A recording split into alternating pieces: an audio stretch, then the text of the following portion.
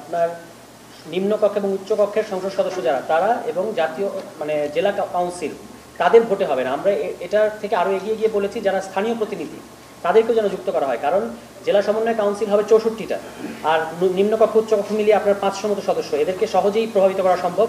যদি এটার আওতা আরও বাড়ানো যায় তাহলে কিন্তু এটা আরও বেশি গণতান্ত্রিক হবে। তো সেই ক্ষেত্রে আমরা সেই প্রস্তাব, ওনাদের প্রস্তাবে আমরা একমত হয়ে আরেকটু আমাদের মন্তব্য যুক্ত করেছি, সেটা হচ্ছে স্থানীয় প্রতিনিধিকে যুক্ত করা। এটা আমাদের প্রস্তাব না, তাদের প্রস্তাব, আমরা একমত হয়েছি। কতটা বিষয় একমত হয়েছে? আগে 129টা বলেছিলেন। না, আমরা তো যেগুলো আজকের আলোচনার ব্যাপারটা হচ্ছে আমরা নতুন কোনো বিষয়ে একমত বা দ্বিমতের প্রশ্ন নাই। আজকে আমরা যে সকল বিষয়ে আমরা একমত হয়েছি এবং যে সকল বিষয়ে আমাদের দ্বিমত ছিল সেগুলো নিয়ে আরো বিস্তারিত আলোচনা হয়েছে, সেটা ব্যাখ্যা বিশ্লেষণ হয়েছে। কমিশন আমাদেরকে প্রস্তাব করেছে যে অর্থ বিল ব্যতি রেখে অন্যান্য ক্ষেত্রে দলের বিরুদ্ধে ভোট দেওয়া যাবে, সংসদরা দিতে পারবে। আমরা মনে করি যে সংসদ সদস্যরা অবশ্যই দলের বিরুদ্ধে ভোট দিতে পারবেন, এই অধিকার তাদের থাকা উচিত, এটাই কার্যকর সংসদের একটা শর্ত। কিন্তু অর্থ বিল অর্থাৎ বাজেট এবং অনাস্থা, যেটার মধ্যে দিয়ে সরকার পরিবর্তন কিংবা সংসদকে অস্থিতিশীল করা হয়, এই দুটো ক্ষেত্র বাদে অন্যান্য যে কোনো ক্ষেত্রে সংসদ সদস্যরা দলের বিরুদ্ধে ভোট দিতে পারবেন।